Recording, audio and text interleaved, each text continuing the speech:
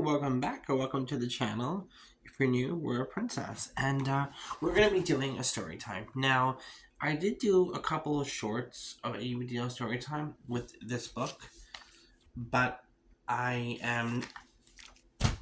Ow.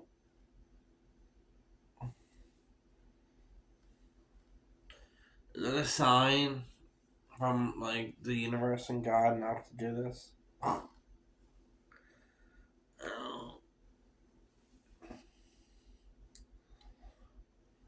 I'm not editing this out. That was so natural.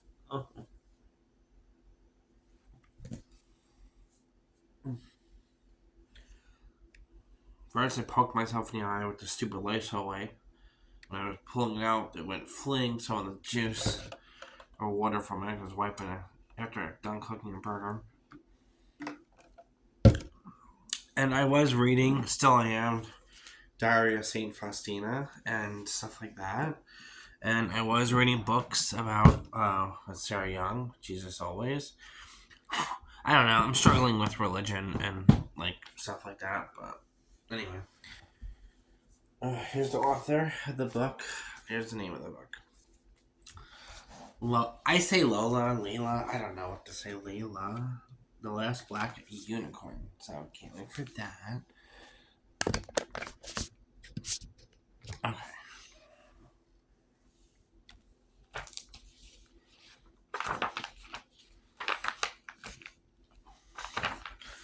Okay. So I'm going to read.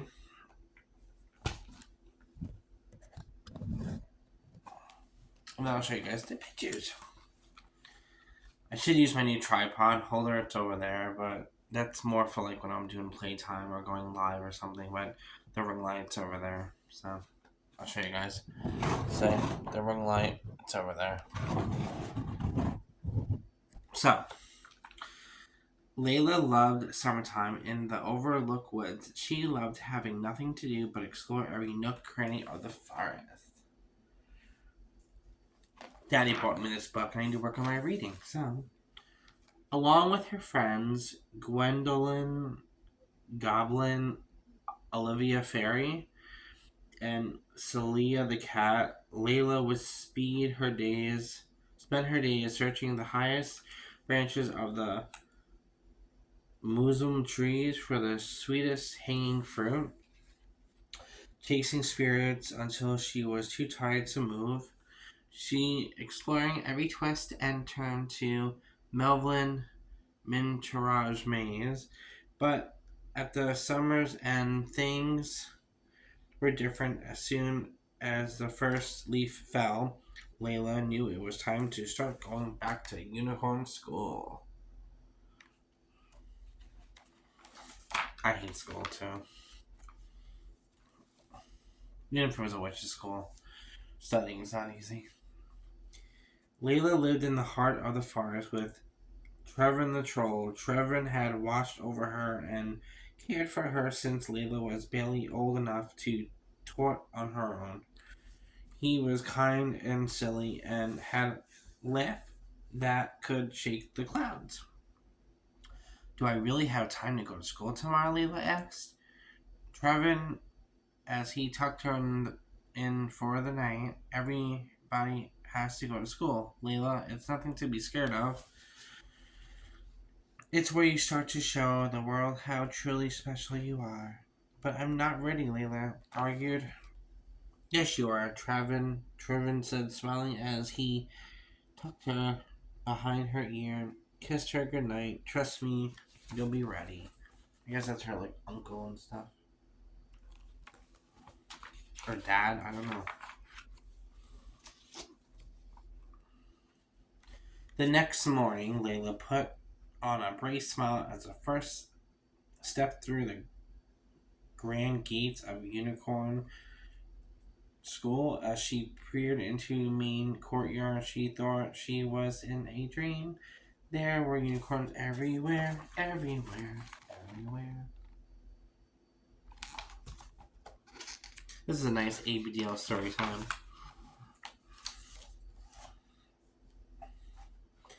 On the blacktop, a group of unicorns were playing hornball while they waited for the first ball to ring. There's two fierce, pitchy pink blue unicorns said. No way, Baspily arose, colored the unicorn's soft back. It's totally missed, so it's a Duskin steer to you. Lose a turn, Boss Baby Baseby seemed to know her friend was right, so she loved her horn and stepped out of the circle. The ball started to whiz around again and again as one unicorn after another slapped, whacked, kicked, bopped, and twisted. Leila tried to keep up with the action, but it was too fast and it was all moving too fast. That said, the game did look like a lot of fun, but so when the ball skipped out and over the rail, over the trail to Leila's turn to throw it back.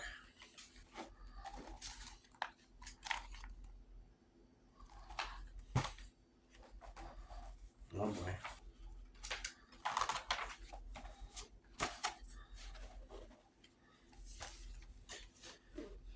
Hey newbie, you just wrecked the game, Baspy said. It was an accident, Leila tried to explain. I didn't know the rules at all. We don't play hornball overlooking the woods at all. Oh, Peachy said, shaking her head. Newbie just woodsy. All over the unicorns laughed as the last bell rang to start the day. Unfortunately for Leila, things did not get much better from there. She got lost on the hallway, from going from classroom to classroom to the rooms.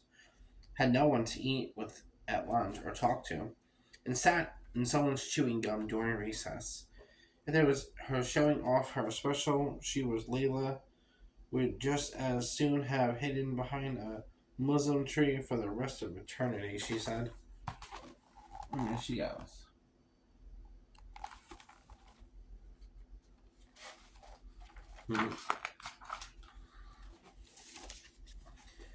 But she knew she had to go back again the next day, and she was determined to find the way to fit in. Leila asked her friend Olivia the fairy to do her honor and to do her mean so. It was awesome. It was all over. Gwendolyn Goblin showed glitter around her legs and hurried the whoos and jumped, and Kalila the cat made bows and bows out of her leaves and beads out of Bethel Beastle. Now she's ready. Leila sang and she danced and danced a little dance. Guess they're doing some kind of magic.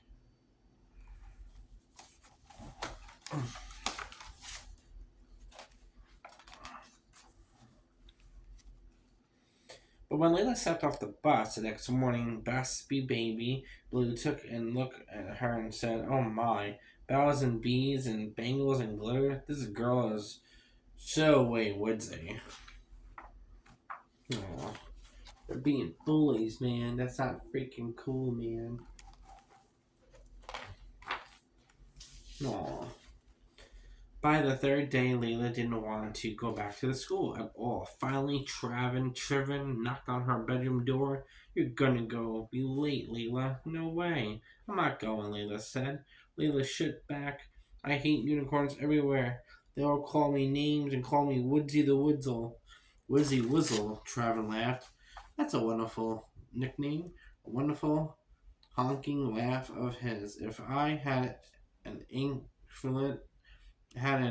ingot for every time someone called me Woodsy, I'd be rich." Troll Leila buried her head further under the pillow. "They just don't know me. They just don't know how special you are yet, Leila. Just be ready, and I promise you, time to shine will come."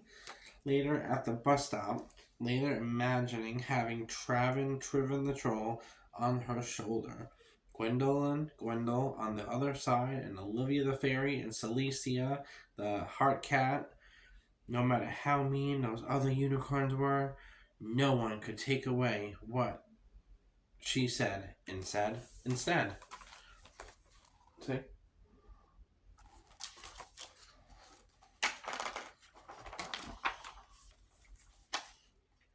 Might be a long story, guys.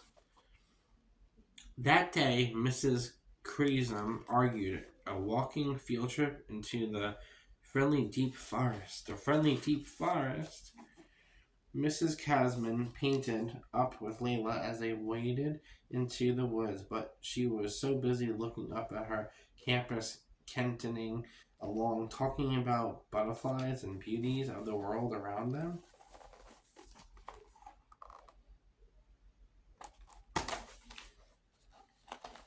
I hear the neighbor talking about me. She didn't notice there was a large patch of devil's shoestring and unicorns, woolworths, scrubs right in front of her. Whoops. Oh, my dear, oh, my desire me, Mrs. Casbury cried out. Blueberry bumbleshocks and blueberry friddlehawks. My foot, it's trapped. Oh my, it's sticky wicky icky.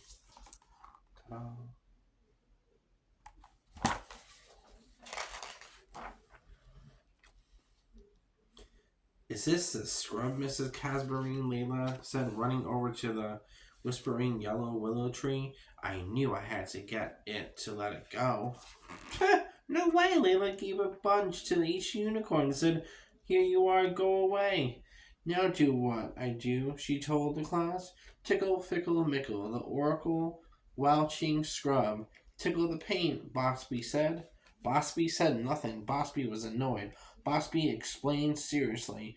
It's the only way nothing can hurt you while it's laughing. I don't know what that means. I think they're making fun of her.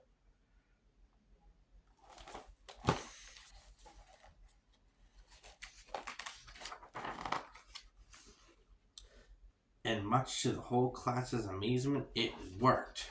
Mrs. Catherine got up and dusted herself off, but when she bent down to get her long hair, the thing she dropped, she cried out, oh dear, no, my compass is broken, my compass is broken.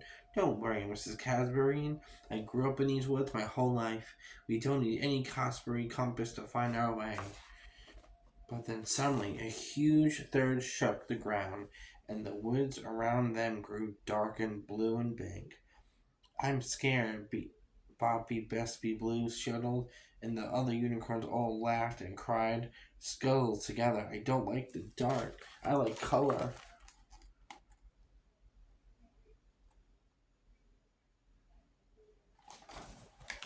Hold on.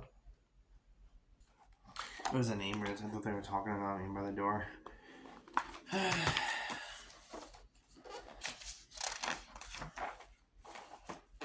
Oh, you guys, there's nothing to fear. Fearly Leila told them as she turned around. She's just Mevelin Mintatora. We must have attentional, addictional wonder near the entrance to the Mrs. Maze.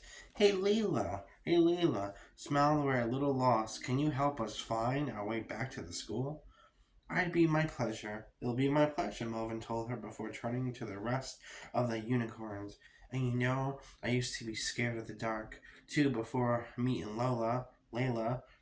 That is, then I learned when some things black, it's really just where all the colors meet. Oh, have friend.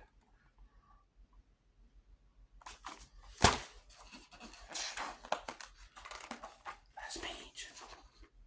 When they got back to school, Mrs. Tulip and the principal was waiting for them. Leila, you're a hero, she explained.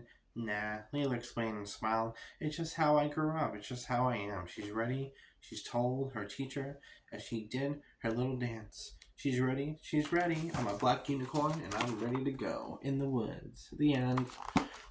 If you like this, give it a like.